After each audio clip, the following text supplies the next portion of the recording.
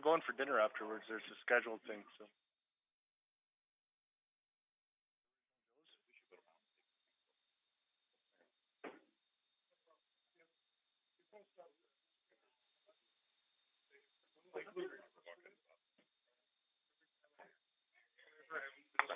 Yep, I'm good. Let's go.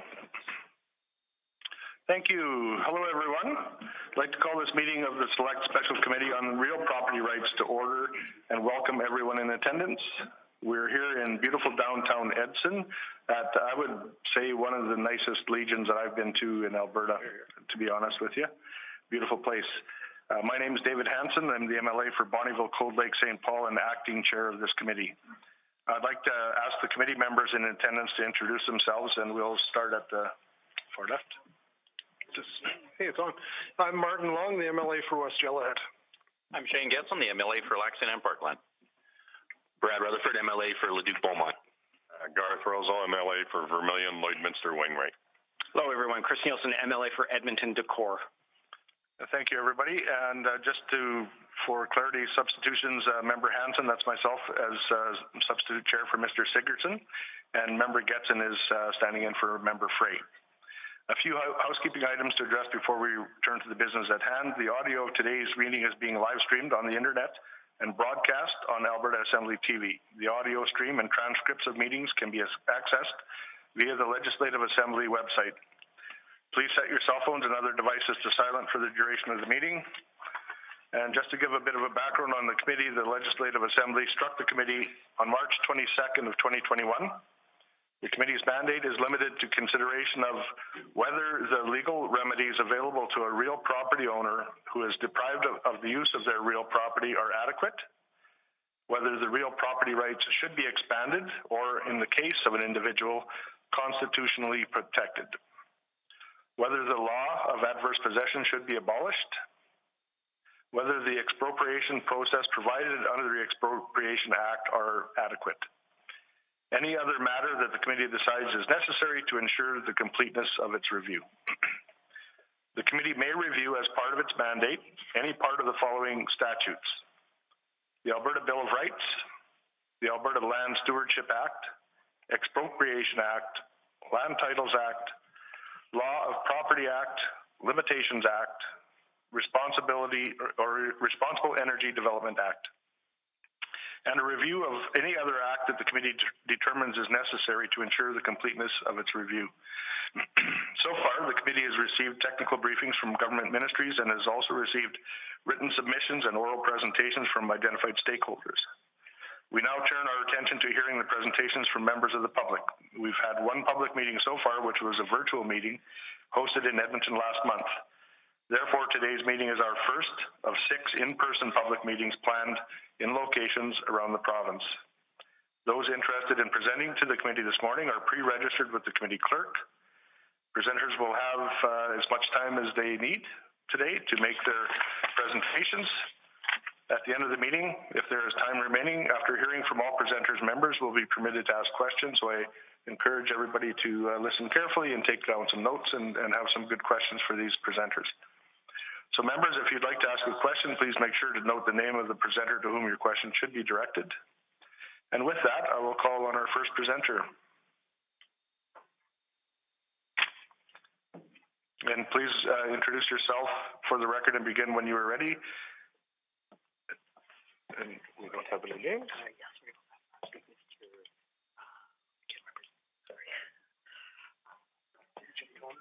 Who would like to go first? Sorry, sir, we didn't have your name recorded here, so please introduce yourself for the record. And like I said, we're looking forward to hearing what you have to say. Thank you very much for the opportunity. My name is Dan Patton, and I live here in Edson, new resident here, but from the Grand Prairie area, Byzantin specifically, for about almost 40 years. And I'm going to be presenting here a paper, and Mr. Long has received a copy of this as well in the past, a month or so ago. has to do with access to privately held properties in Alberta for the purposes of recreational hunting. And some of the laws that are presented in the disposition to access to lands that's in the Wildlife Act is of particular importance for review, in my opinion, and others as well. If this gets a little lengthy, I'm going to go ahead and read it since it doesn't appear to be a lot of presenters. I'll go ahead and read the entire report, and don't be afraid to ask any questions along the way if you wish. I'm presenting this document because I truly feel that change is on the horizon, or at least should be on the horizon when it comes to relationships between provincial wildlife management, the hunting recreationists, and the private landholders in Alberta.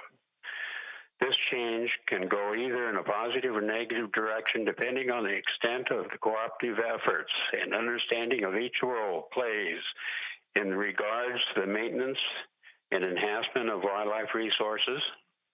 Our wildlife sources are valuable both aesthetically and financially. All I have to offer here is my past experience in working with wildlife resources and private lands professionally in conjunction with agribusiness and government on the same properties. I want to make it clear that I have no interest other than expressing my great appreciation for our renewable wildlife resources, so please do not shoot the messenger. Here's just a very brief and comprehensive overview of my past working experience. As a resident wildlife biologist, wildlife manager, integrated land use manager for 12 years on one of the largest singly held ranches, properties in the state of California called the Dye Creek Cattle Company and the Dye Creek Preserve.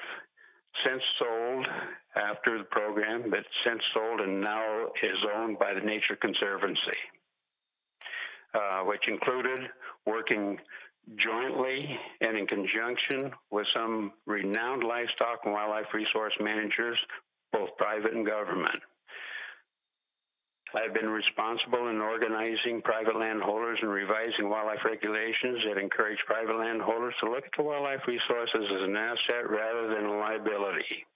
This was done by supporting and winning the rights to be included as full, equal partners in the development of wildlife management policies. Then there were a couple of years I spent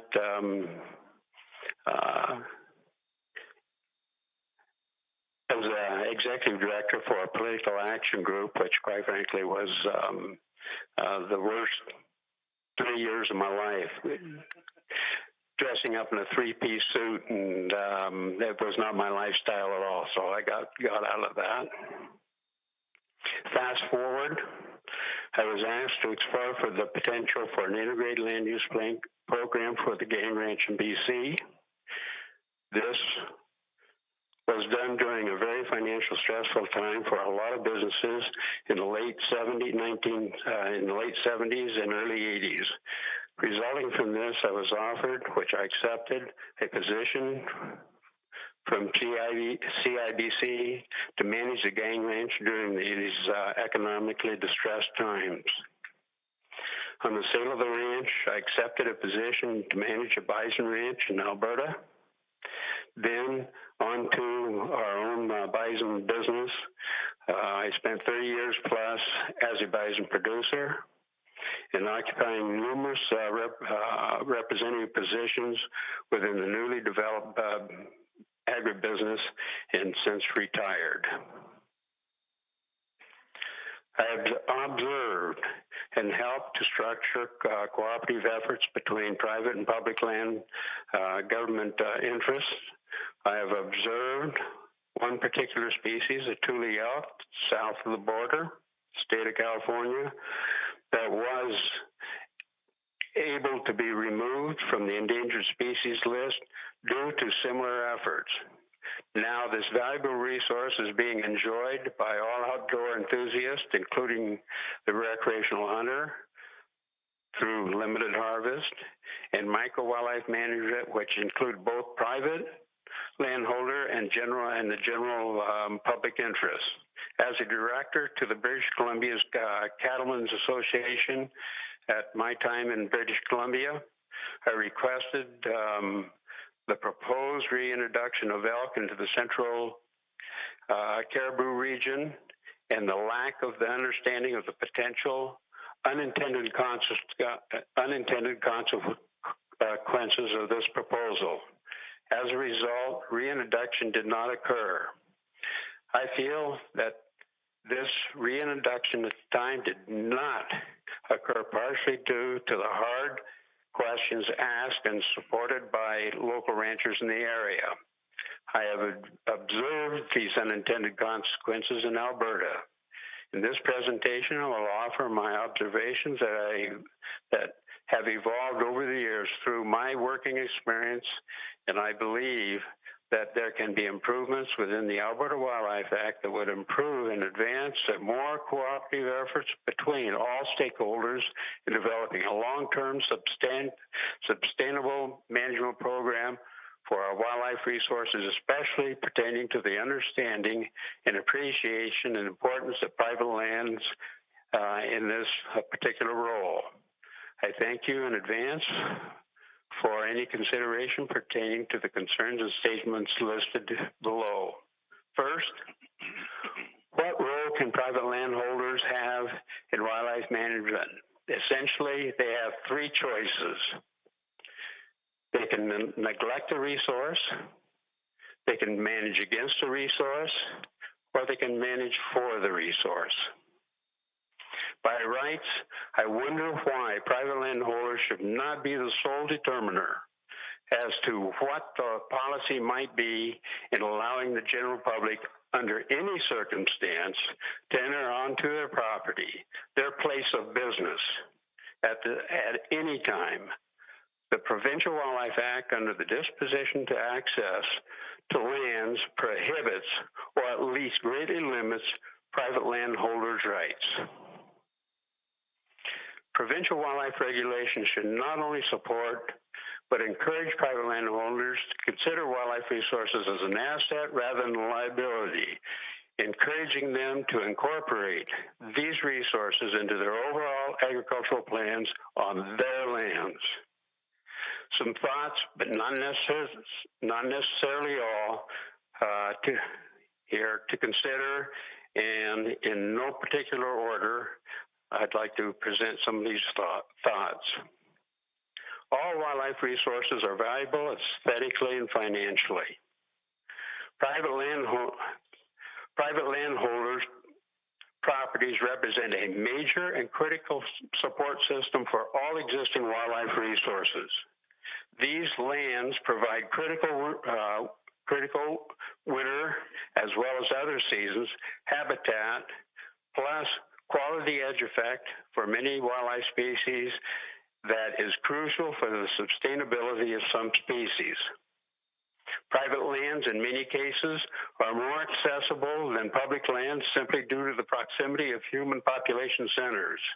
As a result, they are subject to a greater public pressure for certain outdoor recreational activities that are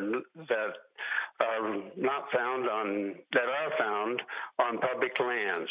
This is becoming increasingly a real problem for private landholders. The highest concentration of wildlife often is found on privately held lands. Private landholders whose land supports certain renewable wildlife resources are increasingly being approached by outdoor recreationalists to access their properties for recreational purposes or better put, to access their place of business with little to no consideration as to any inconvenience to the private landholder.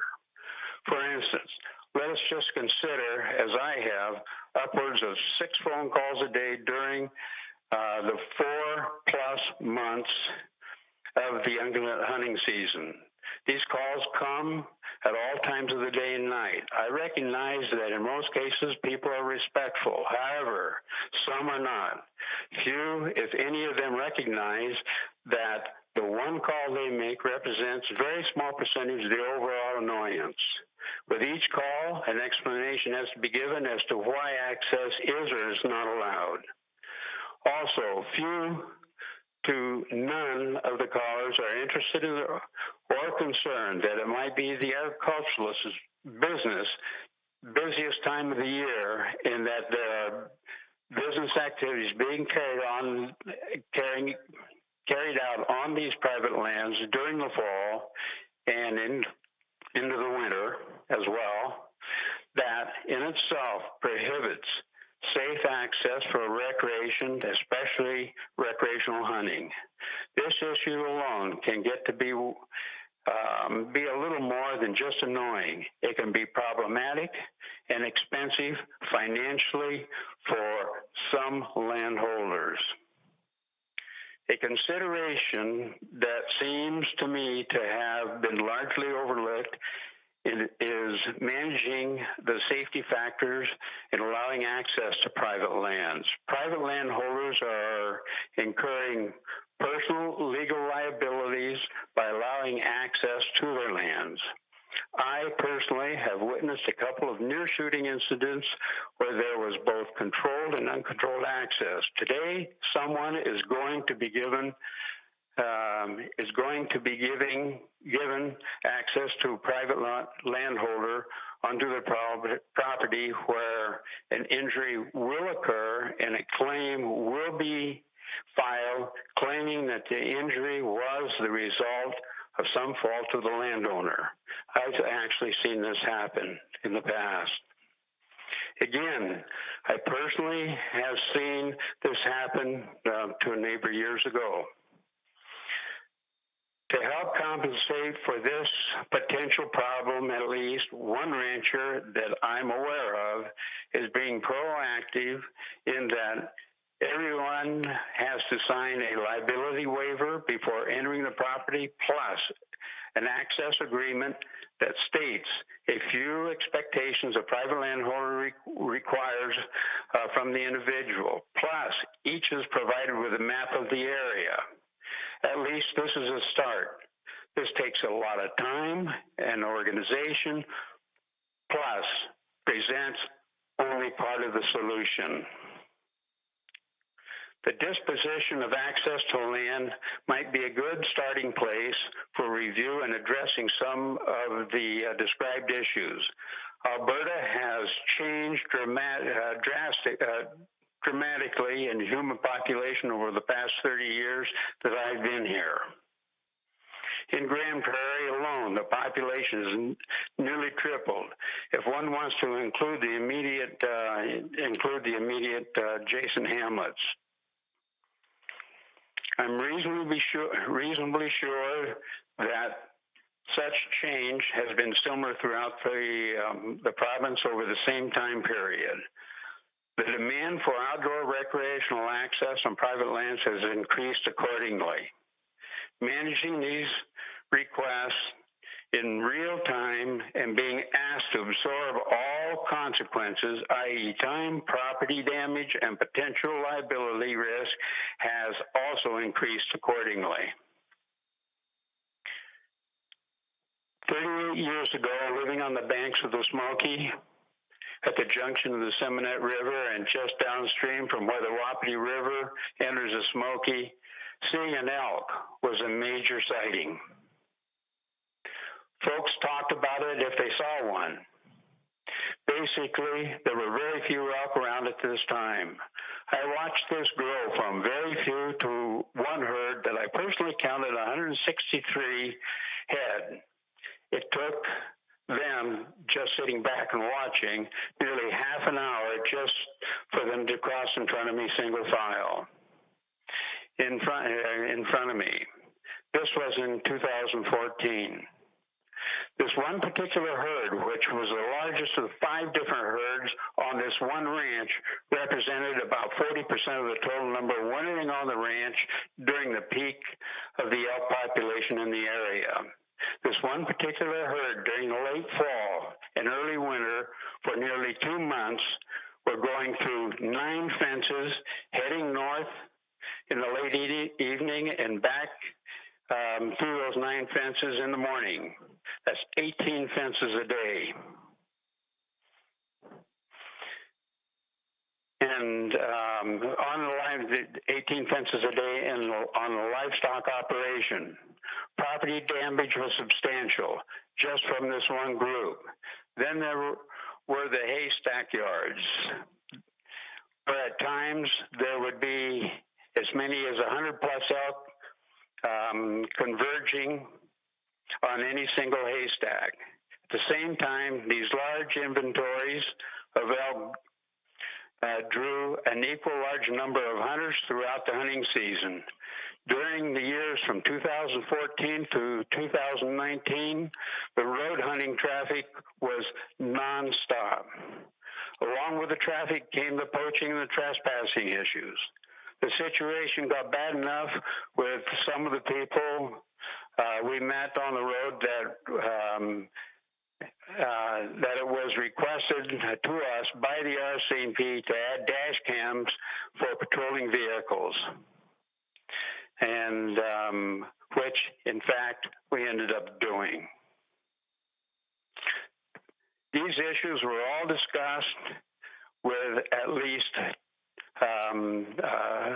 some previous MLAs, provincial wildlife managers, 2 different law enforcement bodies, and local county law government officials.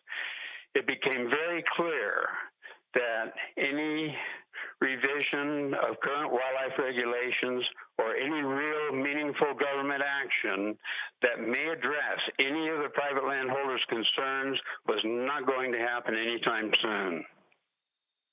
Therefore, the only alternative for some private landholders who were having the most problem with hunters and or the resource was to use the only existing tools that were available to them under the existing current legislation. In 2014, one ranch came to recognize that the equation was no elk, no hunters, no problem. Hunters at this point were recognized as the lesser 2 evils, but hunters at this point were recognized as the lesser of 2 evils, but both being liabilities to the ranching operation. A program was developed to allow for maximum safe access for cow elk tag holders only. Through this program, as far as I can tell, the elk numbers have been reduced by about 85% or 85 to 90% from 2014 to 2021 through this management controlled use program. Now, I want to make it very clear that no one looked at this program as being the best option. But was it the only option, and is it the only option at this time? This same ranch does not allow hunting for moose or deer. There simply is no room when considering both time and space for safety purposes while trying to target only one species. However, looking into the future, there may be allowable access for other hunting activities under very controlled circumstances. It will also depend on review of the real liabilities resulting from both the resource and the recreational hunter and the cost incurred by the private landholder. Finally, I'd like to make it very clear that this ranch enjoys seeing some elk on their properties, but how many is enough is the question being asked, given the regulations in which they have to live with today. Again, it should be made clear that the reason for this policy was established in the first place, that only elk hunters were allowed, is because the elk, along with the attention that they drew, were the main problem, not the moose or the deer. If someone was allowed to hunt anything other than cow elk, they would be taking up time and space made for cow elk hunters. Again, this is strictly a time-space safety issue. In this particular case, in 2014, nearly 80 hunters were allowed under the ranch and had an 85% success ratio with an average of 2 hunt days per hunter. This last year, due to the reduction in the elk numbers, 15 hunters with 75% success ratio with an average of 5 hunt days per hunter. If the count is correct, next year could be in the neighborhood of 12 hunters success ratio in question. All grazing leases are a very small part of, very small part of the overall operation, in which is very small. The leasee allowed a maximum use, on leased grounds, thus conforming to existing legislation, plus helping to keep any remaining elk on the move and off the ranch. They remain nearly totally nocturnal and leave.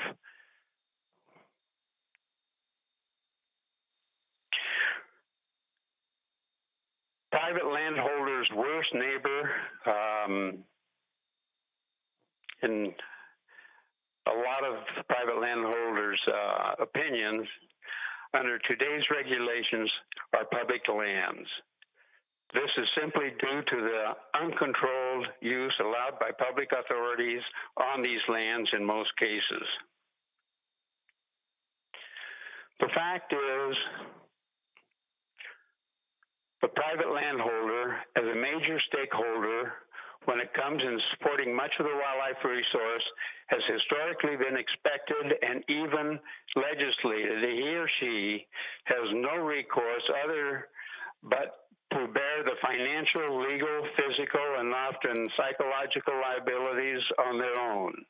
They simply are not being allowed or encouraged to adopt or develop management plan that might integrate wildlife recreational hunting with their real business, which is agriculture. The result, private landholders are increasingly denying access to the general public for recreational purposes. Some have even instituted management policies that factually are systematically reducing the liabilities they are incurring at the detriment of the resource and the outdoor recreationist.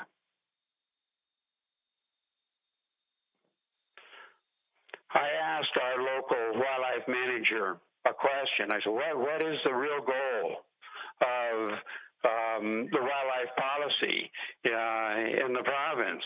And this is a quote. He stated, is to promote and provide maximum opportunity for recreational hunting. I can say for a fact, the results he is hoping for are going in exactly the opposite direction. On top of this, over all the years, I've never seen one provincial wildlife manager actually on the ground. We see and have had my experience with law enforcement, wardens, a real good, excellent working relationship. But I've never seen a wildlife manager actually come and ask questions and look at the situation. Not one time. And that's after a lot of requests. For example, and I'll leave, this is something we'll leave everybody decide on their own percentages. I'd like folks to consider a hunter recreationist is driving a $40,000 truck, plus or minus, conceding that this truck may also be used for other purposes than just hunting, but while transporting possibly a quad, a skidoo worth thousands of dollars, and possibly towing a trailer as well, shooting a $2,000 rifle scope combination, having invested several hundreds of dollars in their mossy oak type clothes, carrying $100 worth of ammunition, fills their truck with $100 worth of fuel on any given day, pays the province for their general hunting license and then more for a special license and tags, etc. You can go on, then does not, in most cases, consider the possible imposition he or she is imposing on the private landholder, yet hoping, if not expecting, a yes when requesting access into his or their business for the purposes of recreating. Most do not even consider that this expectation, in many cases, is a selfish intrusion into the lives of these folks. Where I was raised, we call these people our deer hunting friends. Eventually, and I watched this happen personally, as these friendships diminished to nearly zero over time due to the ever-increasing pressures coming from the hunting recreationists. This finally gave birth to the integrated land use programs that I entered into straight out of college. Might it be considered that freeloading actually is the issue here?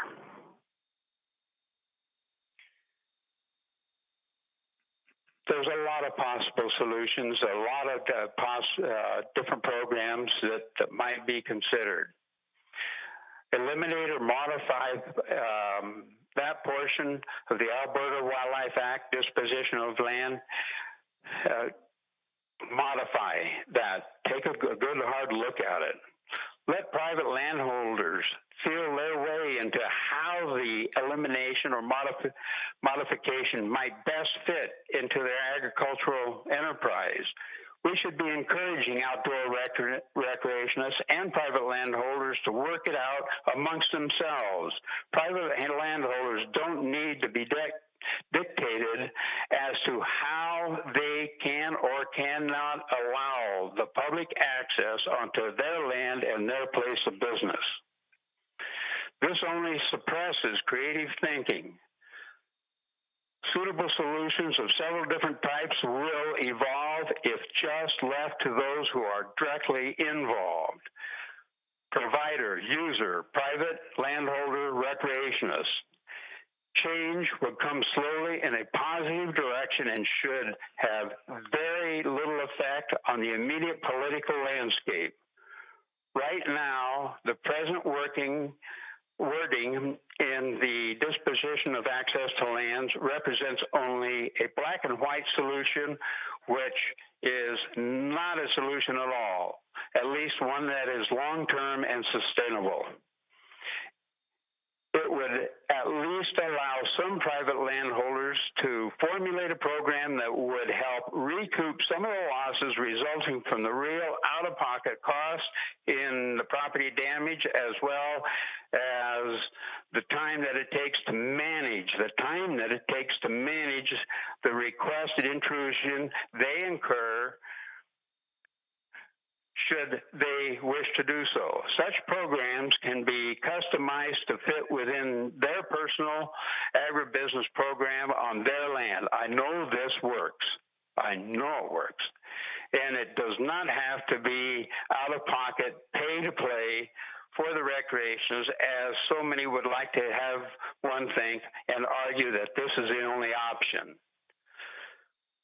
Not one shoe fits all. There are many options that can be developed that would allow the private landholder to reconsider their approach towards the wildlife resources and the recreational general public. Options that would encourage the private landholder to reconsider, in some cases, to look at the resource as an asset rather than a liability. private landholders need to be allowed, if not encouraged, to decide how, under what circumstances he or she is willing and able to permit any segment of the general public to access their land or their business and access it in a safe and an appropriate manner. Also, more often than not, such programs allow for recreationists who desires to participate to enjoy a much higher quality experience than found generally on public lands. As more private lands open their doors, it reduces pressures on neighboring public lands due to the simple fact that more land is made available. Today, the opposite is happening. Private lands are being closed out. When recreationists are participating in a program where they have skin in the game, they instantly become a partner with the landowner. At this point, each starts looking out for the other's interests. This is a very good thing.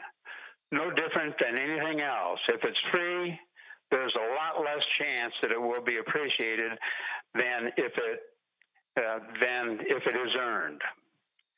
To reiterate, by removing or modifying the disposition to access the land to lands, as described within the Alberta Act, could allow a path towards helping in the reduction of the financial, legal, mental, and physical liabilities for the private landholder. It would allow for the development of customized multiple land use programs that promotes better relationships between the private landholder and the outdoor recreationist, resulting in a greater access to private agricultural lands. It offers a win-win solution for all entities involved, the private landholder, the participating and non-participating outdoor recreationists, plus, and most important, the wildlife renewable resource itself. However, we shouldn't lose the fact that managing recreational use or any extracurricular activity within someone's primary business has a cost. Management, legal liabilities, and property damage all have is all out of pocket costs. It's direct out of pocket cost. All is attached to these management programs. The private landholder simply has to be brought into the mix in a meaningful way. To briefly summarize why the private landholder should be included as an equal partner in the development and maintenance of sustainable wildlife programs: 1, encourages the private landholder to look at the wildlife resource as an asset rather than a liability. Encourages the private landholder to consider and even develop integrated land use management programs on their properties that includes wildlife. This opens up access to private lands under a controlled and, in most cases, quality programs that help ensure a quality outdoor experience that may be not found on public lands. When private lands become more accessible, pressures on public lands is reduced. Wildlife resources move back and forth from public lands to private lands in many cases, thus providing access to these resources that might have been previously managed against on private lands. Such programs support and enhance greatly the health and sustainability of wildlife populations across the entire landscape. Finally, let's call it for what it is. Hunting for nearly all today is no longer a subsistence activity. It is a recreational activity. All one has to do is to be realistic realistic at the investment in the hunting gear and the toys that go along with it to come to this conclusion. It's a reality. Bottom line, there are no losers here. The renewable wildlife resource outdoor recreationalists on both sides of the fence and the private landholder, by working as equal partners, are all winners, as is the resource. As part of the UCP theme, I feel this government truly needs to support the rights of private landholders to develop any program they wish that allows for public access onto their lands, and one that complements or does not interfere with their agribusiness. I'm wondering if it is possible there might be a little more biological and a little less political consideration when it comes to formulating certain wildlife management policies. Finally, as I understand it, the UCP is mandated to uphold private landholders' rights. A portion of the Alberta Wildlife Act disposition to access to land that includes private landholders is absolutely contrary to this declaration. I thank you very much for your time. I have a copy of, with a little bit more presentation I've given. If anybody is interested, I'd be more than happy to supply it, and I'm open to questions. And again, thank you very much for your time. Thank you very much, Dan. Thank you, Dan. And we'll bring you up for some questioning after the next presenter, if you don't mind. Okay. You bet. Thank you very much. So our next presenter is Jim Toner. Please approach the mic and let's hear what you have to say. Good morning and welcome to Edson. Very happy to hear some of the backgrounds of some of the panel members, and I'm a conservation chairman with the Edson and District Fish and Game Association and Gun Club, and I came along with Dan Patton. We were introduced to each other about 6 weeks ago through his contact with MLA Long's office, and you may wonder what Fish and Game Association hunter member has in common with Mr. Patton, and what we have in common is a commitment to conservation and a commitment as well to treating landowners, private landowners, with respect and appreciating the privilege that we're given from time to time to be able to access their property for hunting purposes. I, as a kid, grew up in Vermilion, Alberta. Spent a few years there, and I remember how special it was to go out and be able to see wildlife around the area, and purposely came up to the Eastern Slopes area because I value and appreciate wildlife and conservation. And in saying that, I also recognize that there's very different issues when you're looking at wildlife populations on private land, especially compared to the public land that we enjoy here in the Eastern Slopes. And we are very committed to conservation and sound, sustainable wildlife management on both public and private land. If there hadn't been cooperation between private landowners and wildlife managers and government, we would have totally lost some of the species in our province that came out of the agricultural areas. Bison, the lesser or the greater prairie chicken, or the pinnated grouse that used to be in the Vermilion area when I was a kid, is now gone, but there's some isolated pockets left in Saskatchewan. Species like sage grouse require cooperation between private landowners and government and the public to work together. Whether they're an urban resident or a rural resident, most of us value sustainable wildlife resources. And it's time that we move past looking like a bunch of people standing in a boat arguing over who has the right to shoot more holes in the bottom. If we all value conservation, which most of us do, and that's definitely the key feature that drew Mr. Patton and I together, was a commitment to conservation and sound management of wildlife for all Albertans to enjoy. So in saying that, we recognize that there's a need to respect and include private landowners in wildlife management decisions. And there needs to be meaningful partnerships to promote managing for wildlife as opposed to managing against it. And it's my hope that by coming here and speaking with this group, that will be taken into consideration when looking at private landowner policies. And I realize that you probably weren't even thinking about wildlife issues too much when it came to private landowner rights. Yet I know that it's near and dear to the hearts of many Albertans.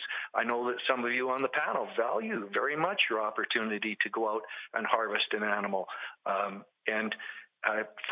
There's lots of urban residents as well, and we're starting to see quite a few female hunters out in this area now, not because they're looking for a big set of horns, but because they value the opportunity to harvest sustainable organic meat where they've played a role in putting it on their own tables, where it's not full of hormones or injections. They're very much appreciate and value that opportunity.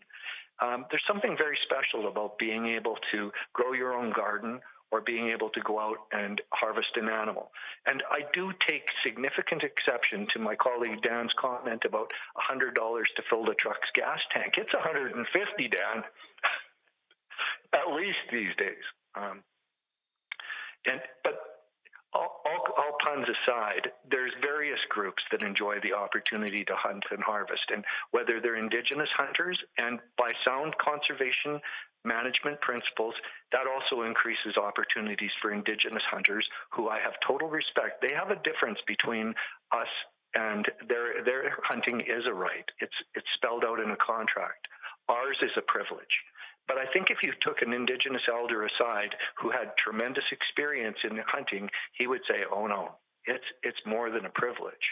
It's a blessing that's bestowed upon us, and we as well need to participate in conservation. So my hope is that when looking at private landowner rights, they're treated with respect and included as partners in wildlife management decisions, and that we can have strong collaborative partnerships working together, whether it's urban residents, rural residents, private landowners, environmentalists, or hunters, that we work together to ensure that we have healthy, sustainable wildlife populations to pass on to future generations. Thank you for your time. Thank you very much, Jim. Very good presentation. So at this time, before we go to questions with the two presenters that were registered, we would welcome some members of the public audience to step up to the mic if they have anything that they'd like to add before we go to questions. Not everybody at once. Okay, well, we'll go to questions. Any members of the panel here? Mr. Edson, I just kind of took it for granted that you might have a couple. Well, I've been writing like the Dickens here, so great presentations, gentlemen. Mr. Patterson, thank you. Or Patton or Pattinson? Patton? Okay, just like registering a patent? Or like the general?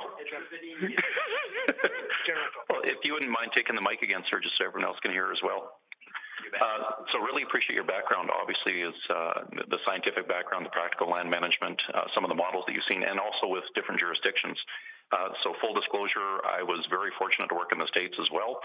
I was never out in the California side when it came to hunting season, but down in Wisconsin, I was down in the pipeline projects down there. And if I could, there's a couple things here that I'd like you to comment on, if you may.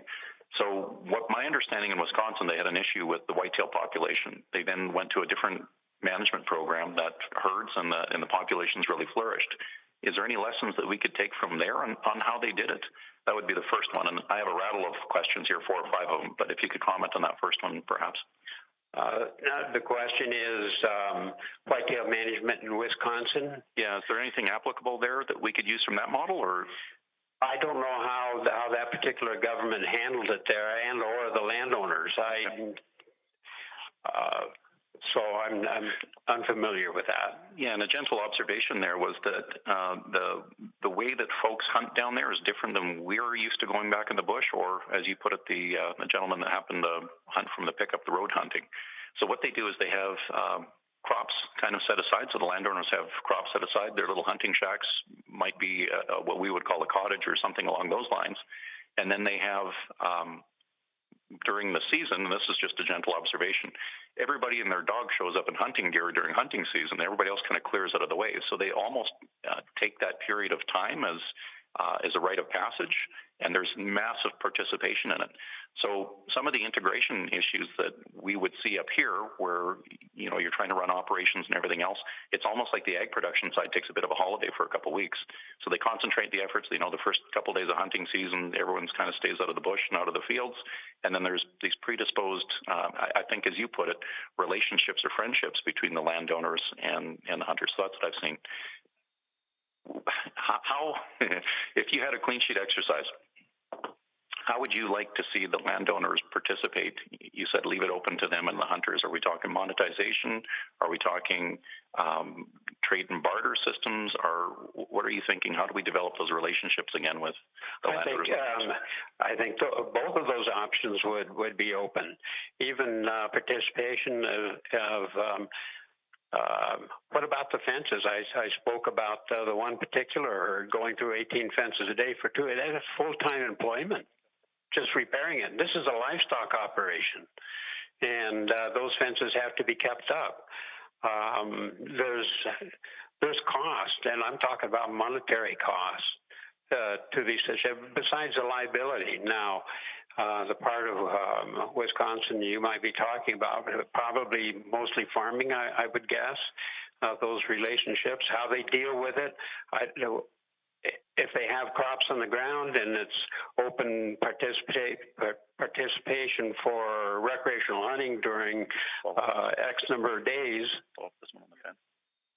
for X number of days, is there some sort of regulation or control compensation in the event that there's crop damage? Who accepts the liability if somebody gets injured? There's just a lot of things there that really have to be explored, and not knowing all the particulars of how their operation, okay, it opens up, you say, for a couple of weeks to everybody, and everybody agrees to that. Who accepts the liability? Who pays for crop damage? What are the controls there in the event that certain things happen? And then those would be my questions. Okay, and then I love answering questions with questions. You leave me with more rubbling. I have to have coffee after this later. So the other two parts to this is when it comes down to the causeways and the fences. So in the other jurisdictions where you've seen this successfully implemented, did they have causeways and open passages for the animal to go? I mean, does that come down to the landowners having cognizant ideas of the pathways where the herd movements take place and then fencing accordingly? And then the other part was, what did you do before that worked? Can you give us the answer? Or is what did we do before? Yeah, in California, you were mentioning you had an integrated land use plan that you brought back a species at risk. So two parts, the fencing, was that part of it? And then secondly, if you could give us the silver bullet, I'd appreciate it. Actually, fencing was a consideration part of it. The one ranch, Dye Creek Cattle Company at the time, then developed in Dye Creek Preserve. It was the winter range alone was about 75,000 acres, and there wasn't any hay put up on the property. Around 5,500 mother cows. They wintered between 4,000 and 6,000 head of deer. It was a Columbia blacktail, the longest migratory herd situation. Went from the valley floor of Sacramento Valley to the top of the Sierras, and this one ranch wintered between 4,000 and 6,000 head of deer. It drew a lot of attention from hunters as well.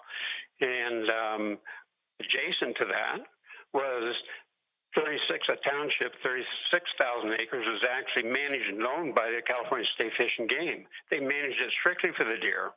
I had the opportunity to, when the program first went into place, the ranch had to, they couldn't keep their cows in place on the winter range due to trespass off of the fish and wildlife area.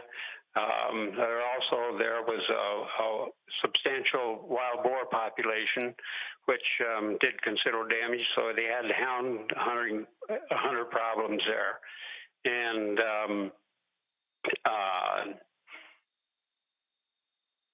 they had a choice. They actually, on a fencing part of it, could have established and constructed a 7-mile fence, 7 feet high, sloping back, they could have actually wiped out that entire migratory herd. There was a substantial cost in just putting a program together. So what they did is developed a biological field station. It was actually under Dr. Starker Leopold at the time.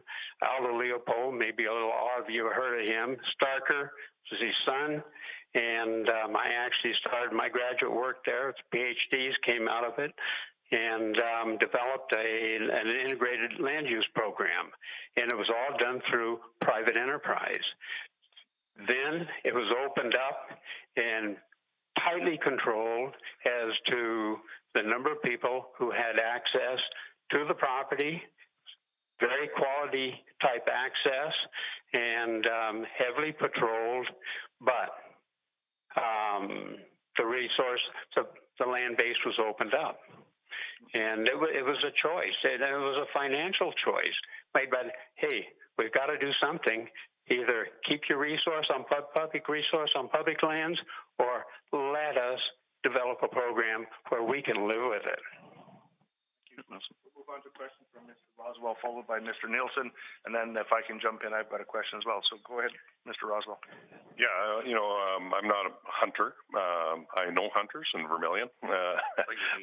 Yeah, what's that? But you're a meat eater? Yeah, I'm a meat eater, yeah, for sure. So I might ask questions that might seem obvious to other people. So I was trying to understand what the problem was. So is it that is the herd a problem or the hunters a problem? And it at times it seems like the herd in what you were talking about, and at times it seemed like the hunter was the problem. And in around Vermilion, of course, there's not a lot of public land there. It's mostly private held. So the traditional thing to do is stop in a yard and say, I want to go hunt on that quarter. Well, that's not mine, it's that guy's, and you'd get a permission. Certainly. And away you'd go, right? So it sounds like what you want is what's happening in my part of the territory already, and there's some damage, like they jump over the fence. I imagine there's damage at times, and there's intermingling with cattle and hay places where the hay is. They go and they chew that all up. So I'm not really clear on. Are you being forced, like the access thing, is that it, like, are you being forced to allow access? Is that the problem, or the access happens just because it's beside public land? Like I'm not clear on whether the herd's a problem, the hunter's a problem, and how that impacts you from a private landowner perspective. Don't get me wrong. I don't know of a single landowner that doesn't enjoy seeing wildlife on their property. I don't know one. But to answer your question, which one is a problem or both? They're both a problem, because the resource draws the hunter activity, and you have to deal with both. Not only the damage done by the resource itself, but the problems that are incurred because of the hunting traffic. And I'll be very frank with you, is in the particular location of one particular ranch, which is 25 minutes out of Grand Prairie, on a Friday and Saturday evening, it's nonstop traffic. At least it was. It's not now, because things are kind of under control. But it was nonstop traffic, and you could bank that a large percentage of them, all carrying rifles, are drinking at the same time. So you're confronted with these are issues, real issues. I myself, 2 occasions, been confronted with guns in hand, and twice they've been taken to court.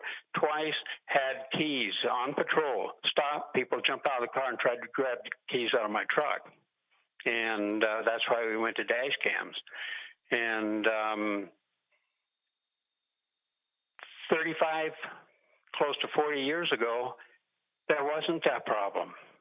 You could go to any landowner, ask for permission. Of course, Grand Prairie was 27,000, not 80.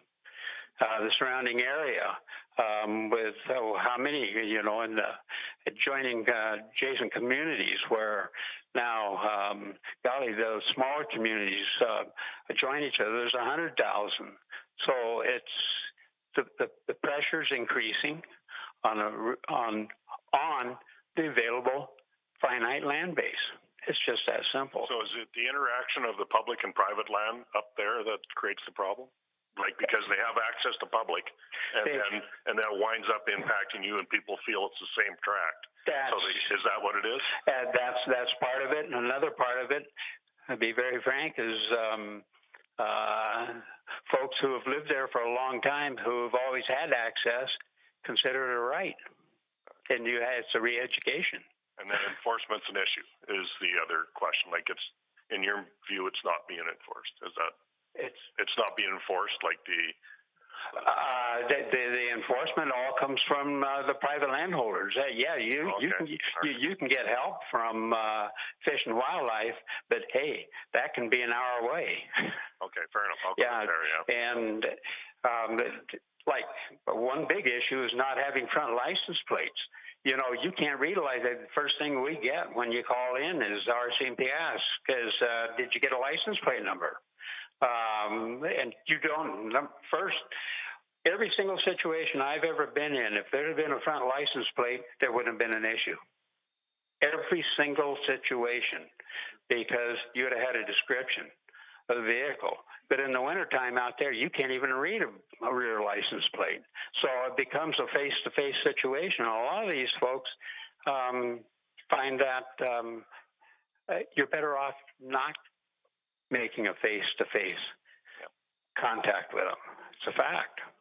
Okay, thank you. That's our experience. Yeah, well, fair enough. Yeah. Okay, we'll go ahead to Mr. Nielsen. Thanks, Mr. Chair. And my apologies. My question's for Jim. I didn't catch your last name, sir. So I'm just kind of wondering, you were talking a little bit earlier about this partnership with landowners being involved in the process of wildlife conservation. I was wondering if you might be able to maybe give me an example of what that might look like. What do you think is that partnership should look like? I mean, I guess, do we start inviting all the landowners to try to meet with conservation people in government, or how do you envision that sort of working out? One of the ways that could work quite well is looking at development of regional wildlife management advisory committees that consist of all of the stakeholders who are committed to healthy, sustainable wildlife populations on the landscape. And the majority of landowners want that as well. So having your I think your local MLA needs to, at the very least, be included in briefings about what's going on with those committees. And we've made a commitment to Mr. Long that we would do that. Having the local biologist, the enforcement officer, and representation from private landowners to talk about options and solutions on how you can work together for responsible, sustainable wildlife management. I think Mr. Edson is probably personally firsthand aware of the issues that build up with elk herds in particular. On the south side of Highway 16, we had a situation where elk used to be a very rare occurrence. And as a result of the buildup of numbers that could occur when there was few predators and good access to food, their numbers increased to several herds that were over 100 animals. And because there couldn't be some kind of a joint consensus reached on how to maintain that level of population, and there was tremendous spillover positive effect where those animals were back in the Crown land areas to the south of the agricultural land. Because there couldn't be agreement reached, the only solution was 3 seasons of cow elk tags that decimated the population, took it from probably to about 15% or 20% of what their original numbers were. I understand why that had to happen. It's unfortunate, but should or could those groups work together, those numbers could have been increased for more enjoyment by all. That's one example. I think in the Vermilion area, you're probably going to start hearing more about migratory waterfowl hunting. I know that it pops up in the St. Paul area. One of the gentlemen that's involved in our Fish and Game Association is a former federal fish and wildlife officer. He's originally from Manville, Alberta. And the populations of migratory birds, we're in the golden years right now, as depending on if you're a hunter looking at it, because there are literally millions of migratory birds, snow geese, speckled bellies, and Canada's now coming through Alberta. But that also presents some challenges where you get flocks that size landing on people's swaths, and then the pressure that comes on to farmers to give permission for people to go out and hunt while they might want to be getting out there to do their combining on those swaths. And I know that's becoming an issue in the Vermilion area based on what Neil was telling me. So finding ways for those hunters, those landowners, the wildlife biologists, and the public in general, who also has a strong interest in wildlife management, work together, come up with regional advisory committees that can make recommendations. And it's tough to sometimes find something that you all agree upon, but usually what they all agree upon and they come back grounded in is everybody wants sustainable, balanced wildlife populations. It does become a problem when you have too many animals on the landscape. So there's a need to work together with the hunting public. Sometimes they're the best tool to control those populations. Quick follow-up. You have a follow-up? Go ahead, Mr. Nielsen. Thanks, Chair. So maybe I'll ask the tough question. Certainly, I'm sure there's going to be a lot of enthusiastic people wanting to participate in a regional group. How do you see being able to sort of choose individuals? That's always the tough one, right? A lot of landowners, I'm sure they want to be involved. A lot of hunters, they want to be involved. How would, because we certainly can't accommodate everybody, how would maybe you envision that looking? I would agree with you that there's lots of people who would want to put their name forward. I don't think wearing my Fish and Game Association hat, I shouldn't be choosing the landowner to represent landowner views. Landowners should pick that person. Fish and Game Association representation should be chosen by the Fish and Game Association members. I know that we've had considerable discussion about who we want to represent our views. Do we want someone who's going to go with an attitude that they need to fight with everybody else and win? No, we don't. We want someone who's going to go forward, who respects the value of working together as a team. Something I'd like to suggest, if you want to look at something that's very positive and uplifting, take time to watch on YouTube a video called Opportunity for All. It's narrated by a biologist from Newfoundland named Shane Mahoney, and it's on YouTube and it's readily available. And it demonstrates the good that can come when politicians, science, landowners, the public and hunters work together for conservation. And it gives several examples of success stories in North America. For example, the development of the National Park System was a collaborative partnership in that respect. The Treaty on Migratory Waterfowl Management is another example of success that comes. And it's because of those types of initiatives that we have managed to sustain some populations on the landscape that were at risk of extirpation. It's only about an hour and 15 minutes long, or an hour and 10 minutes long. It's beautifully narrated. It is a little, I will say, I think it has a slight pro-hunting propaganda perspective to it, but it's based on facts from North American experience, and it talks about the North American wildlife management model, where all parties work together. Very uplifting, and it shows the good that can come from it. And that's what we would like to see, is groups working together, not at each other's throats, arguing about who has more right to shoot another hole in the bottom of the boat, but truly focusing on collaborative efforts for conservation. And that gives you some hope of how it can be done and the good that has been done. But I would say each group should choose their own representatives. Thank you, Jim. And we just have a slight technicality. As chair, I'm not supposed to actually ask questions, so I'm going to have to transfer my chair duties over to Mr. Rutherford, and then he can introduce me, and I can go ahead. But we're just trying to follow the rules. Just in case there's a point of order or something. Yeah, something happens here. We got to follow the rules here. Well, as chair, I recognize MLA Hanson. Oh, thank you very much, Mr. Rutherford. So I'm glad you brought up the migratory game bird and especially the Vermilion area in my area. It used to be a really big, thriving guiding business, huge. But because of club route and access, farmers, a lot of farmers that used to allow and actually welcome hunters onto their land to deal with the huge populations of birds. Canola is a cash crop. Right. Some of them they have what they call crop rotation. It's canola winter, canola winter, canola winter. Right. And that's not the way it's supposed to work, but that's the way a lot of them do. It's just because of the huge value. And I mean, this fall we saw $25 a bushel canola. So club root is becoming a huge issue in the prairies.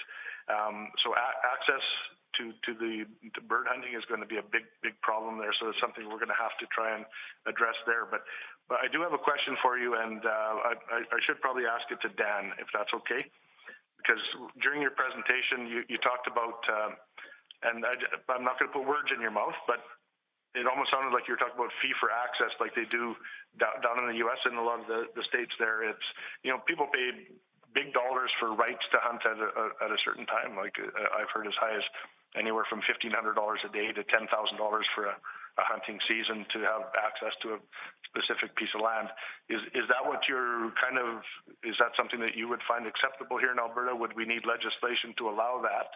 And then my second part of that question is, are you also talking about farm hunting when it comes to elk and bison on people that actually farm elk and bison? That right now it's not allowed in Alberta. If you have a big bull elk, you're not allowed to sell that elk and have somebody come and hunt it on your property. It has to be shipped to Saskatchewan or to one of the states. And it's a kind of a big issue. The elk hunters and the bison hunters would like to see that because they lose a lot of the profitability from that animal and the animal ends up being hunted anyway, but just not in Alberta. So is that something that you're looking at? Because I know that both of those things may require legislation changes. I'll take the first question first with regards to hunt to pay. I know of situations. I'll use the example Dye Creek we were on. We had, yes, it was hunt to pay, but it did just pay for the cost of the operation and managing the operation. And we had members. We had close to 300-400 members, depending on what part of the program they were in, whether it was bird hunting. Because of the program, we developed multiple waterfowl ponds that were never ever there before, and fisheries and what have you. Besides the hunting, it was under a very controlled, very high quality situation. We had members, whether they were narcs from San Francisco or rope makers, or they might have been teaching school. We had all walks of life. It was affordable to anybody who could come. Now, if it's a high quality situation, where a person's looking after a Boone and Crockett, let's say, hey, you can go to the Yukon or the Territories, and they're going to pay. I know somebody that paid $45,000 to go hunt sheep. So, and this is on public land, so it's there, whether you like it or not. And but it does open up the lands. There's a lot of different. I think it's up to the landowner. Some landowners maybe would say they don't need anything. They just want a little respect. Please come and help me fix my fences, or offer something. Just a little respect. Because at the end of the day, these resources, and the fact is, these farms and ranches on their cleared ground and agricultural grounds, that's the winter range for a lot of these ungulates. And the rancher or farmer isn't getting any respect for it at all. They're taking on all the responsibility and the cost. It's 50% of that resource's survivability is dependent on these farm grounds. It's just a fact. Now, the second part was I think you're probably talking about game farms. I'm neither for nor against it. I actually have a relative down in Wisconsin who's doing it. And they went from Saskatchewan to, because Saskatchewan didn't allow it. And they took the whole program because their clients were U.S. clients. I don't have any feeling for it other than if there's issues with disease issues and those sorts of things that might be need to be resolved or explored. That's one thing. I look at it as farming. If there's certain issues that can be resolved, and whatever they raise on their farm land, if it's cows, if it's bison, if it's pigs, chickens, whatever, they're all going to be processed through the system for the same thing. And if it's, I know on the sandy soils on the Battle River over in Saskatchewan where they finally decided to leave, they tried to farm. It was second-grade farm ground. They went into the game ranching situation, and it created a lot more dollars for them. And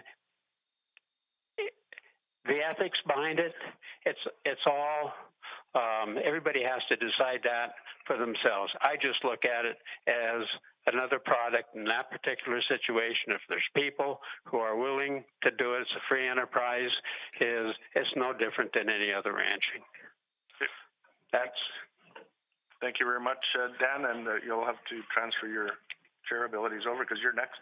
That's true. And as chair, I'll give it back to MLA Hanson. Thank you, and I'll recognize Mr. Rutherford for the next round of questions. Thank you. Actually, it was for Dan. I just wanted to follow up. You covered the monetary question that I had. Were you also looking for some form of like legal protection about with the liability that you talked about? If hunters are on the land or something happens, damage is caused. Could you just touch more on that? Well, legal liability is a reality, and I haven't seen it here, but I can see it coming, and because I've experienced it, not personally, but a neighbor, where the simple fact where kids came in and climbed into a tree house and fell out of it, trespassing, and who got sued? The landowner, and it was a lot of money. And I'm hearing more and more people kind of bringing that up is this is a possibility. If somebody gets hurt, the liability does fall on the private landholder. If you allow somebody in and somebody gets hurt, it's your responsibility. And at this time, who's covering that cost or that potential? It is the private landholder. Thank you. Unless somebody can tell me different. Okay, we'll go to Mr. Getson. Really appreciate it. And again, both gentlemen, I've got a ton of questions. If you want to... Okay. Oh, sorry. Did you have a response to the question, Jim? You guys may as well just stay at the mic together. Or both next one's I'm going to include both of you. There we go. We already have regional cooperation happening here. Yeah, we're trying to demonstrate hunters and private landowners working together cooperatively here. I was going to make a comment about the liability issue. As a private landowner, I am quite worried about that. I do have a crappy treehouse that's ready to fall over on my property, and I'm going to make a point of tearing it down because that could happen. But all of the hunters in Alberta that belong to Fish and Game Association are insured for liability when hunting on private property. They carry that insurance if they cause an accident or are in an accident. They are insured by belonging to one of those organizations. And there's also an expectation that if they belong to those organizations, that they show respect for private landowners. And I know that there's a lot of work and education that needs to be done, both ways on that, but hopeful that good can come from it. Mr. Getson. Yeah, so this is great, both between the answers and the questions here. I've had to scribble a couple other ones down because you're answering them, so this is great. But again, on that hybrid model, and I'm going to ask both of you gentlemen, where's the biggest pushback if we were to have a hybrid model? And again, recognizing, Jim, that not all hunters go out like my cousin Roy and end up way back in the wilderness, and recognizing that, to your point as well, Mr. Patton, that the populations and that urban density has changed. It's pushing more up into the farm areas. So do you think there is a model out there that we could utilize for the want to get out there quick and get your tag the same day type hunter versus being out in the bush for a couple of days? And then the second thing is, where are you experiencing most pushback that you find from your organizations, loosely speaking, against your organizations being in place? I can respond to if your question is related to what are our thoughts about game ranch hunting, hunt farms, those kinds of things. Yeah, either having the game ranch type hunting farms or designated areas that potentially landowners are utilizing if they're sectioning off a section using that idea. If there was a corridor, there's that elk herd that's moving between 4 or 5 different ranches on a migratory path. Would there be any pushback or hesitance from your organizations of that style of hunting? There definitely needs to be some discussion and consultation about how that works. Martin asked that question when we were sitting in his office. There was 4 of us, I think, or 3 of us that went, 4 of us that went into Martin's office to talk about a regional advisory committee for wildlife management. And Martin asked the question, so what's your views on hunt farms or game ranches? And one hand went up in favor of it. Wasn't mine. It was one of the guys I respect and I work with. He's an elk rancher. 2 of us have some strong feelings about, is that appropriate to even call it a hunt farm, because it's not really hunting. You pick an animal out of a catalog and you have an excellent chance of getting it, and it's behind a fence. That's not really hunting. Yeah. But is it ethically wrong? I'm going to try to keep an open mind on that. I've been asked to write a paper for our Fish and Game Association on the pros and cons of game ranching, and we're not affiliated with the Alberta Fish and Game Association, but we will work cooperatively with them. They've taken a very strong position opposing the concept of game ranching. I think Dan made a good comment when he said that a lot of good can come from people figuring out how to work it out between themselves. Okay. It's not cut and dried, and I realize it's a bit of a political quagmire to go into that. But I do have confidence that if we really try to work well together and understand the issues, and I do think there's serious concerns about potential for disease. When you combine or heavily concentrate any species of animal, you have the risk of disease developing. And we've got a huge problem with CWD along our border right now that started out as a small outbreak in Saskatchewan and is now all the way up to Bonnyville. And that's as a result of an experiment that went bad when you concentrated wild animals, mule deer and elk, with sheep on a university farm in Colorado. And then those animals were subsequently sold to game ranches, and it was a mutation of the scabies disease that it comes out of sheep. Yeah. So there needs to be very careful consideration about just letting the floodgates open and allowing large numbers of animals to be highly concentrated that aren't used to that. So that's one of the big concerns that I would have about game ranching. Yet I know that there's some really solid regulations in place that manage it. So my comments. Okay, thank you. And if you would, sir, Mr. Patton.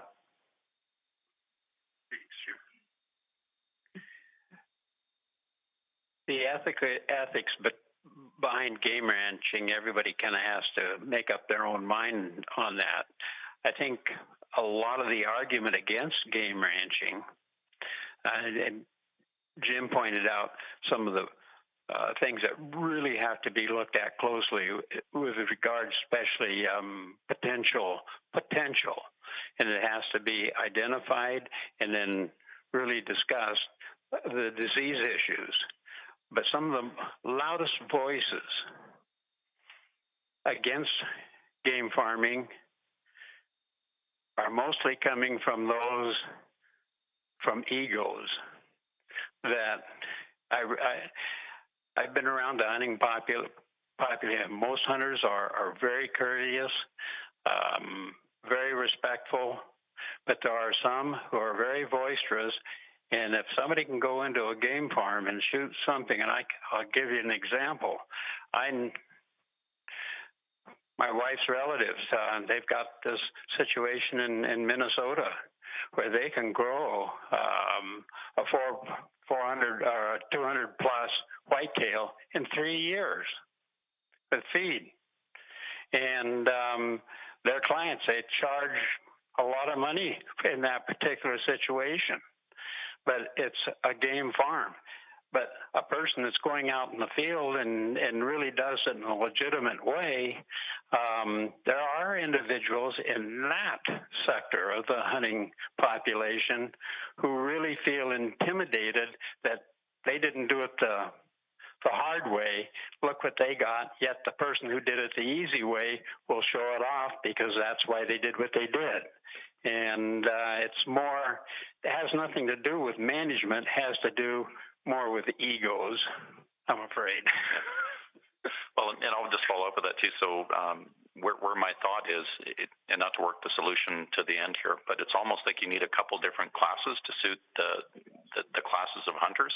And I know that my Uncle Joe there, he would be pretty much in the camp. I mean, he was in the Boone and Crockett for the non-typical for whitetail up at Chip Lake country there. So he would probably be in the thing. It's not really hunting if you shoot it on a farm.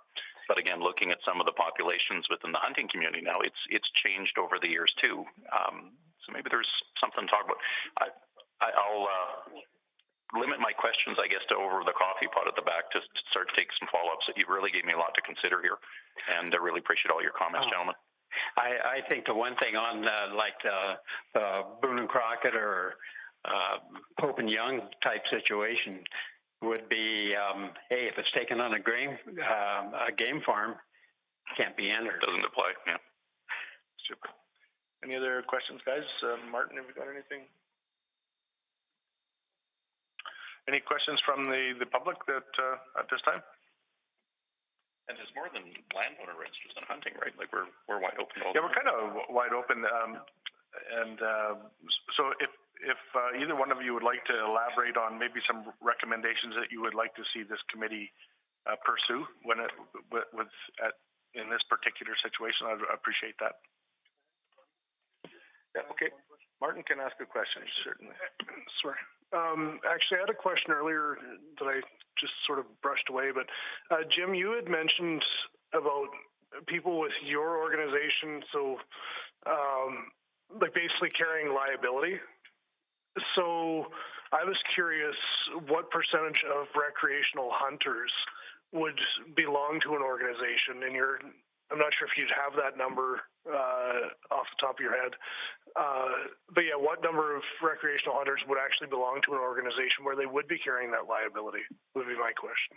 I can't speak to what the provincial numbers are, but I can tell you what they are in your riding. Between Whitecourt, Edson, Hinton, Grand Cache, we have approximately 1,500 members. That doesn't mean it's 1,500 guys dressed in mossy oak driving trucks and quads. That means that's 1,500 people that are vast majority are families. There's lots of kids that are members of the Fish and Game Associations that participate in those activities with their parents. So there's 1,500, and when they buy a membership, they receive $1 million liability insurance for if there's an accident or they've caused an accident while participating in legal hunting or fishing activities. Thanks, Jim. So again, yeah, I would just welcome any recommendations to the committee that you would like us to bring forward. That'd be great.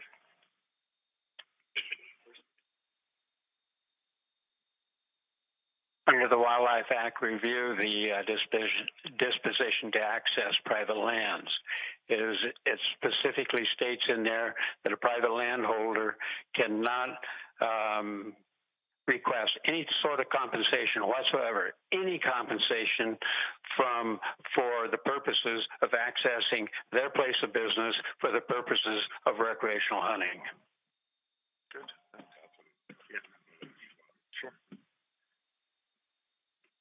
All right. Are any further questions or comments from the presenters? Just my comment would be that we recognize and respect the role of private landowners in conservation, and that we'd encourage the committee to look at including them in decisions that would affect wildlife management on private land, and respecting the issues that they're faced with for the benefit of us all. Thank you. Okay, thank you. Any further questions or comments from committee members? We basically have the room here till 1 o'clock, folks. So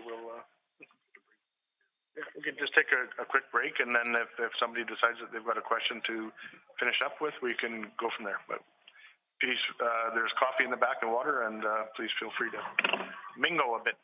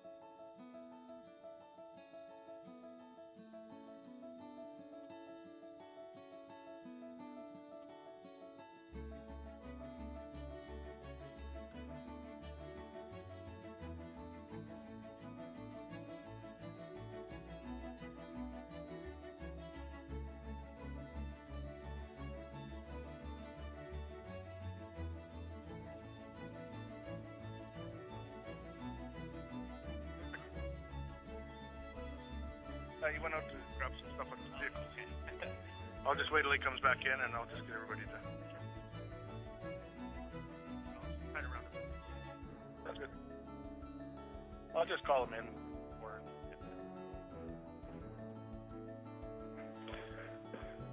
Okay, folks, we do have another gentleman that wishes to present, so if I could get all the committee members back to the table.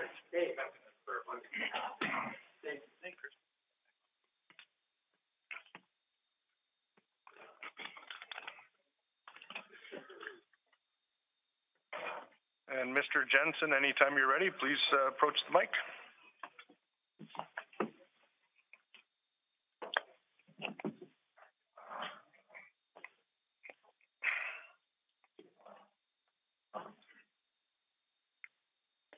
And again, I just remind you to introduce yourself for the record, please.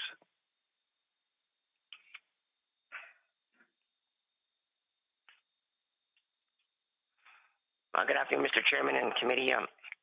My name is Kelly Jensen. I'm a planning and subdivision officer with Yellowhead County.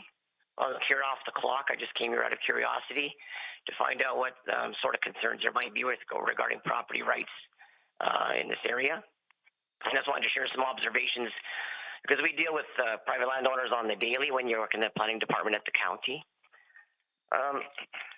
One of the things we observe is that many times people don't understand all of their rights and responsibilities when it comes to land ownership. They have their land title, and some people don't understand all of the regulatory bodies that can affect their land use. I think a lot of people don't understand, for example, that they have to get permission from the county just to build a shed or a house or change their land use and things like that. Under the Municipal Government Act, the municipality has a lot of powers regarding land use districts, zoning, things like that, the land use permitting process. And we're always surprised when we encounter people that are shocked at the degree to which municipalities can regulate the land that they own, right?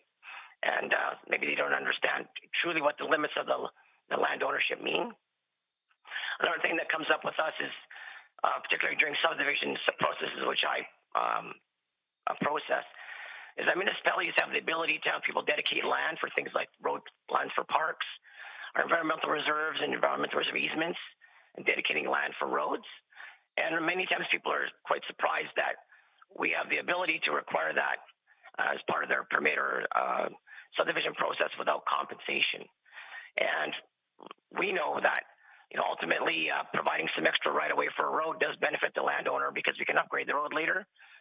But some people have a philosophical block against being able to provide land without compensation to the municipalities. So I just wanted to share that observation for your committee because, as I said, we deal with private landowners on the daily. That's our job every day. So that was basically all I wanted to mention was that we can't leave municipalities out when it comes to discussing property rights and the landowner's relationship with the municipalities and the ability that the municipalities have to regulate land use. Thank you, Kelly. I think there's a couple of questions for you, so go ahead. Sure. Mr. Getson has one for sure, and any other members? Mr. Roswell as well. Oh, perfect, Mr. Jensen, and thank you for coming to the mic and doing this. Oftentimes it's pretty hard to get to a mic in front of a big crowd, so you got two things. You're looking at us, and there's a small crowd today, so that's kind of good. But your insight is very much appreciated from the land use planning and the interface, and I really like that portion where it's almost landowner education too, so they understand what their rights are of the ownership and interface. Now, one of the items of the committee here was talking about adverse possession, so that was one of the mandate items in the front end. In your experience from the county, are you experiencing a lot of adverse possession cases, or has that kind of gone the way of the dodo bird? A number of years ago, the subject came up with the development officers, and I guess the problem with that is that it requires the landowners to surveil the land and their holdings quite carefully to make sure that there isn't an occupant on there that would potentially claim adverse possession, right? So there's a term for it in the UK, I think, where people can say if they've been on the land for a period of time without the landowner causing them to be removed or asking them to leave, that they can then occupy that land as their own. But to me, that seems pretty problematic. I think there are people with lands that are perhaps absentee landowners, or people that have large holdings that wouldn't have the ability to surveil all their land in order to ensure that occupants don't reside there and intend to reside there indefinitely because they would get some right. No, I appreciate it. And just a quick follow-up, in your understanding, it doesn't have to be a big structure or anything else either. I've heard of some cases where it's simply a fence line that's over the property, you know, a couple feet or 10 or 12 meters type of thing, and all of a sudden there's issues and dispute, and it could be a large swath of tract. Is that your experience as well? Well, actually, we bring up an interesting point because, sorry, many times when we have landowners have a real property report prepared for their land in a land exchange, it'll be revealed that if the fence is in the wrong place, or it'll be revealed that a person has built a structure or a gate or something onto the roadway, for example, and lots of times the people aren't even aware of where their land properties are until they request a survey like that. Okay. Fortunately, in Yellowhead County, we have the ability to provide some fairly high quality aerial photography, and I've sat down with some landowners and showed them an aerial photograph of their land, and occasionally they're surprised to learn that their property line isn't where they believed it was, because their grandfather built the fence, you know, with a compass 70 years ago, and they swear up and down that the grandpa put the fence in exactly the right place, and we discovered that it's not. So it's probably not too fair to provide for people who occupy land for a long period of time to take a right over it when the adjacent landowner may not even be aware of the fact that fence that everyone observes every day is not in the correct place. Appreciate it, sir. Thank you. Mr. Roswell, go ahead. Yeah, everything I've listened to today and the clarification I just got during the break there.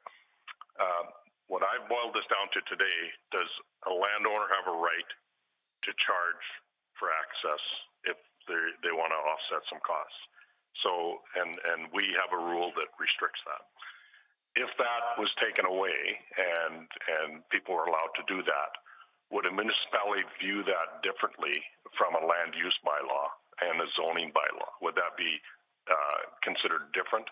And would a game farm then be, or a hunt farm, is that what you call them? Yeah, a hunt farm, if they were doing that, would that be zoned or treated differently from a taxation perspective, do you think? Taxation is sort of beyond my range of expertise. As far as land use is concerned, I don't think we've encountered a land use in our bylaw whereby a person is wanting to operate a land farm or a game farm for profit like that. So what we would end up probably doing, and again, I'm just speaking off the clock. I just showed up here. So I don't represent Yellowhead County or our council, but my observation would be that if such a land use were proposed, that we may require a land use bylaw amendment in our bylaw to cover that specific use, and then that would be followed on by some regulation in how it might be done. Off the top of my head, it sounds like it'd be a sort of a home business use, but the specifics would have to be probably identified, and it'll probably be regulated within a land use bylaw in some detail to make sure that the relationship between the neighbors is respected. Many times, one of the uses of the land use bylaw is to manage the relationships between landowners. The neighbors want to have an influence over what other folks can do, and likewise. Yeah. So I think that's where land use bylaw would come in, and that use could potentially be regulated that way, unless it was going to be dealt with by the province purely. Yeah. And now, of course, it would be beyond our jurisdiction. Yeah, no, and I just, I almost didn't want to mention a hunt farm because what's been talked about here is just, look, I got damage on my property. I'd like to charge people to have access to it, just to offset damages. And so if we just take the hunt farm out of it and just say, so from a land use bylaw or a zoning perspective, if a person was trying to recoup some costs, just to offset damage, potential damage, you don't see a situation or that would change the land use bylaw relative to that type of thing. I think if it was compensation for damage, it would be different than a for-profit operation that would be considered a home business. Okay, fair enough. Thank you. Thank you. Any other further questions? Mr. Rutherford has it. Yeah, thank you, Chair. Just quickly, you touched on it earlier. Can you talk about maybe the volume that you come across where people have fences in the wrong spots, or they're not aware of their own property lines or exactly where they are? Do you have sort of an estimation around Yellowhead County or where you're working? I couldn't give you a number, but I could probably say it's very common that people might put up a fence. We always, when people are coming to us and ask about fences, we always encourage them to speak to a surveyor and make sure they know absolutely where their property line is. And there's lots of survey evidence out there. The danger with the layperson in encountering survey evidence is that they can mean different things, and sometimes the first survey marker you meet doesn't mean what you think it means. It could be something other than your property corner. It could be a pipeline right away. It could be a property pin that's offset from its proper location, things like that. So we always advise people to contact an Alberta land surveyor. Make sure you know where your property lines are before you build any new fences. But I believe it's maybe relatively expensive to hire a surveyor. So people that don't do that have probably a pretty high risk of putting their fence in the wrong place. Okay, thank you. Super. Any other committee members? Mr. Nielsen, you're okay? Thank you very much, Kelly, for your presentation, and also to Mr. Patton and Mr. Toner for their presentations as well. And thank you for the folks that have sat in and listened in on the conversations, and to all the staff that have helped us out with the microphones and all these, and our great security staff over there protecting us at all times. It's really appreciated. Just like to acknowledge you guys for all your hard work. I know that a few of you are retiring, and this is like tick-tock, tick-tock, tick-tock, five days left or 5 shifts left, that kind of thing. So just great having you guys here. We did manage to touch on a few things, I think, just in summary here before we adjourn. Some of the things that the committee has mandated to, whether the real property rights should be expanded, or in the case of an individual constitutionally protected. I think that some of the things that you brought up, Mr. Patton, are kind of honing in on that, as to the actual rights of the landowner to arrange compensation. There are some things that we may be able to look at as a government and as a committee to recommend going forward on those. And then the other one is whether the law of adverse possession should be abolished. I think we kind of touched on that with Kelly's presentation there from the municipality's perspective. So I think these are all very, very important issues that we have heard about a long time. I know that in my time in office since 2015, it's been a real big issue. It was one of the big issues that came forward from 2008 to 2012. A lot of discussions around the province on that access to property, and I was a little surprised that being that we're in an area that is such an energy and forestry area, that we didn't have more discussion from folks on gas and oil leases as well as forestry tender. So I was kind of expecting that would be the discussion that we'd expect, but it was great having your presentations here on the hunting and access matters, as well as the municipal governance. So we're very, very close to our adjourn time of 1 o'clock. Is there anybody in the committee or folks in the crowd would like to add? Hearing none, if I could get a motion to adjourn. Mr. Rutherford moves that the meeting be adjourned. All those in favor, please say aye. Aye. Any opposed? Thank you, everyone, for coming. This meeting is adjourned.